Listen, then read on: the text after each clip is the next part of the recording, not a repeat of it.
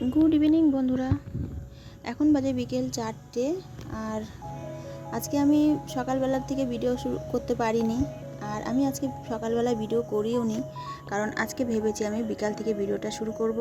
তো এখন বাজে বিকেল 4টে। আর দেখো আকাশটার অবস্থা কত সুন্দর, কিন্তু সারাটা দিন আজকে আমাকে জ্বালিয়েছে বৃষ্টিতে। এই বৃষ্টি এই রোদ, এই বৃষ্টি এই রোদ।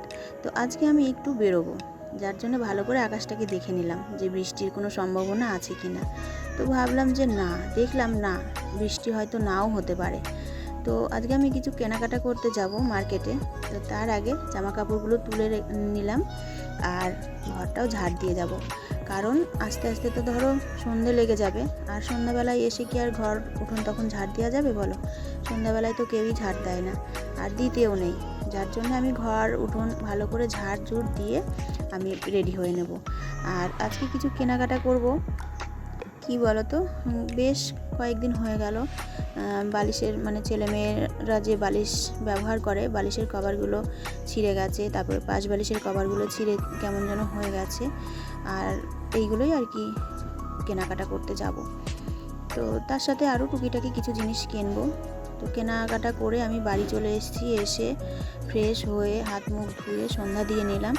সন্ধ্যা দিয়ে ওই যে রান্নাঘরে চলে এসেছি, মানে চা বসিয়ে দিয়েছিলাম এসেই, মানে সন্ধ্যা দেওয়ার পরেই চা বসিয়ে দিয়েছিলাম। তো চা খেয়ে নিই আগে, তারপরে অন্যান্য কাজগুলো করব। তো এদিকে দেখো বিড়াল। তো এদিকে চা করে আমি কিন্তু রাতের ভাতটাও বসিয়ে দিয়ে এসেছি। আর সামনে কিন্তু আমার মেয়ে চা খাচ্ছে, আর আমি দেখাচ্ছি এখানে দুটো বিড়ালের বাচ্চা ঝগড়া করছিল। আর আমার জানো তো বাড়িতে বিড়াল আছে 4টে ছোট ছোট বাচ্চা আর ওদের মা। তো আমি না এদেরকে খুব ভালোবাসি, অনেক সময় এদের নিয়েও আমার সময়টা কেটে যায়। আর যারা পশু ভালোবাসে তারাই এদের মর্মটা বুঝবে, যে পশু ভালোবাসলে তাদের প্রতি কতটা ভালোবাসা থাকে। তো এদিকে চা খেয়ে নিলাম। আর জানো তো আজকে আমি মোমো নিয়ে এসেছিলাম। তো ছেলে মেয়েরা খাবে, তো ওরা ক্যামেরার সামনে আসতে চায় না, যার জন্য আর তোমাদের সঙ্গে শেয়ার করতে পারিনি। আমি কিন্তু খাই না। ছেলে খেয়ে বেরিয়ে গেল, মেয়ে খেয়ে নিল। খেয়ে মেয়ে বলল, আমি জিজ্ঞেস করলাম চা খাবে কিনা, ও বললো হ্যাঁ খাবে। তাই আমি আর মেয়ে মিলে চা খেয়ে নিলাম। খেয়ে আর এই যে দেখো মেয়ের জন্য যে বাদামটা মানে ভিজিয়ে রাখি প্রত্যেক দিন সকালে, তো সেটাও শেষ হয়ে গেছিলো, সাথে খেজুরটাও শেষ হয়ে গেছিলো। তো এইগুলোও আনার দরকার ছিল বিশেষ মতন। তো সব জায়গা মতন রেখে দিচ্ছি, কারণ এখন তো বুঝতেই পারছো বৃষ্টির সময়, বৃষ্টিতে তো অনেক পিঁপড়ের উৎপাত, ওই জন্য আর কি রেখে দিচ্ছি। আর ওই যে রাত্রেবেলা ভিজিয়ে রাখি বাদাম, তো বাদামটা ভিজিয়ে দিলাম। আর এদিকে দুটো খেজুরও ভিজিয়ে দেবো। খেজুরটা ভিজিয়ে দিলে না সকালবেলায় খোসাটাও তোলা খুব সহজ হয়ে যায়। আর খোসাটা ছাড়িয়ে দিলে পরে বেশ আমার মানে খোসা ছাড়িয়েই দিতে হয় আমার মেয়েকে, খোসা শুদ্ধ খেতে চায় না। তো এদিকে ভাতটাও হয়ে গেছে। তো আমার রান্নাঘরের কাজ আপাতত এখনকার মতন কমপ্লিট হলো। এবার আমি ওই ছেলেমেয়েরা যে রুমে পড়াশোনা করে ওই রুমে একটা ট্রাঙ্ক আছে। তো ওই ট্রাঙ্কটাকে দেখে কেউ বুঝতে পারবে না যে এটা ট্রাঙ্ক না এটা টেবিল। তো দেখো এটার জন্য একটা কভার কিনে নিয়ে এসেছি, কভারটা পেতে দিয়েছি। এবার দেখো তোমরা বুঝতে পারবে যে এটা টেবিল না, এটার একটা ট্রাঙ্ক, এর নিচে ট্রাঙ্ক আছে। তো যাই হোক, এটাও আমি টেবিলের মতন করেই সুন্দর করে গুছিয়ে সাজিয়ে গুছিয়ে রাখি সব সময়। কেউ আর হঠাৎ করে দেখে বলতে পারবে না যে এর নিচে একটা ট্রাঙ্ক আছে। তো এখানে আমি প্রথমেই ওষুধগুলো রেখে দেবো। এই যে আমি ওষুধগুলো জানো তো মানে কৌটোর মধ্যে মানে বক্সের মধ্যে করে আটকে রাখি, যখন যার যেটা প্রয়োজন হয় সুবিধা হয় নিতে, জানো তো। নিচেরগুলোর রাখি হলো হোমিওপ্যাথি ওষুধ, আর উপরের ওই লম্বা কৌটো যেগুলো আছে ওর মধ্যে রাখি অ্যালোপ্যাথিক ওষুধ। আর পেন বা টুকিটাকি কিছু ওই যে একটা বাস্কেট ওর মধ্যে রেখে দিই। আর এদিকে একটা বজরংবলীর মানে ছিল, ফটো ফ্রেম ছিল, সেটাও আমি রেখে দিলাম সাজিয়ে। আর এই যে দেখো আলনাটা, তোমাদের বরেরাও কি এরকমভাবে আলনা অগোছালো করে রাখে? আমার বর কিন্তু রাখে। তো আলনাটা ভালো করে গুছিয়ে নিলাম, নিয়ে আর এদিকে জানো তো এই যে ছোট্ট একটা র্যাক দেখা যাচ্ছে, র্যাকের উপরে টেডি বিয়ারগুলো, এগুলোও কিন্তু আমি সুন্দর করে গুছিয়েছি জায়গাটা মুছে। তো ওটা মানে ক্যামেরাতে নেওয়া হয়নি, বন্ধ হয়ে গেছিলো।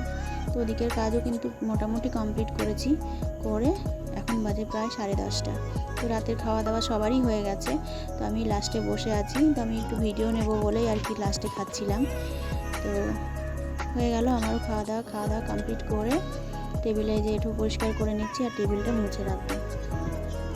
আর আজকে জানো তো, ওই যে জামা কাপড় তুলছিলাম দেখলা, ওই জামা কাপড়গুলো আমাকে মানে আজকে আমি ভীষণ ভোগান্তি ভুগতে হয়েছে আমাকে। কারণ বৃষ্টি হচ্ছে, এই রোদ হচ্ছে, যখন বৃষ্টি হচ্ছে আমাকে দৌড়ে ছাদে গিয়ে জামা কাপড়গুলো তুলতে হচ্ছে, আবার যখন রোদ হচ্ছে তখন আবার দৌড়ে আসছি জামা কাপড়গুলো মেলতে। আর সারাদিন এই করেছি, তো ওই জন্য ভীষণ পরিশ্রম, ক্লান্ত লাগছে। তো রাতের বাসনগুলো না আজকে আর মাজবো না, প্রত্যেক দিনই মেজে রাখি, তো আজকে আর মাজবো না। তো এখনকার মতন মানে আজকের মতন রান্নাঘরের কাজ পুরোপুরিভাবেই কমপ্লিট করে এবার বিছনা পরিষ্কার করব। তার আগে আমি কিন্তু হাত মুখ ধুয়ে ব্রাশ করে ফ্রেশ হয়ে নিয়েছি, নিয়ে বিছনাটা ঝেড়ে নিচ্ছি। বিছনা ঝেড়ে বিছনা পেতে নেব, ভালো করে পেতে নিলাম, নিয়ে এবার যাব এই যে চুলগুলো, ফ্যানের হাওয়াতে না ভীষণ চুল ওড়ে আর আমার খুব বিরক্ত লাগে। তার আগে এই যে মুখে যে অ্যালার্জির প্রবলেম আছে, তো ডাক্তার আমাকে একটা ক্রিম দিয়েছিল প্রত্যেক দিন শুতে যাওয়ার আগে, ওটা মাখতে বলেছিল। তো সেটাই আমি এই যে ক্রিমটা মেখে নিচ্ছি। প্রত্যেক দিনই এই ক্রিমটা ব্যবহার করতে হয় আমাকে। তো এই যে ক্রিমটা ব্যবহার করে চুলটা বেঁধে নিচ্ছি। এবার উঁচু করে চুলটা বাঁধবো যাতে ঘাড়ের কাছে চুলগুলো না আসে, একদমই টিক্কির উপরে বাঁধবো যাতে না খুলে যায় রাত্রেবেলায়। তা আমি প্রত্যেক দিন কিন্তু এইভাবে টিক্কির উপরে চুল বেঁধেই ঘুমাতে যাই। এইভাবে এঁটে শুটে চুলটা বাঁধলে না চুলটা ওড়েও কম, আর এমনিতে আমি মাথা ঢাকা দিয়ে শুই কারণ প্রচণ্ড চুল উড়ে জ্বালাই। আজকের মতন ভিডিওটা আমি এখানেই শেষ করছি। এই যে টিক্কির উপর চুল বেঁধে নিয়েছি, আর ভিডিওটা বেশি বড় করব না। তো কেমন লাগলো তোমরা অবশ্যই কমেন্ট করে জানিও। Good night.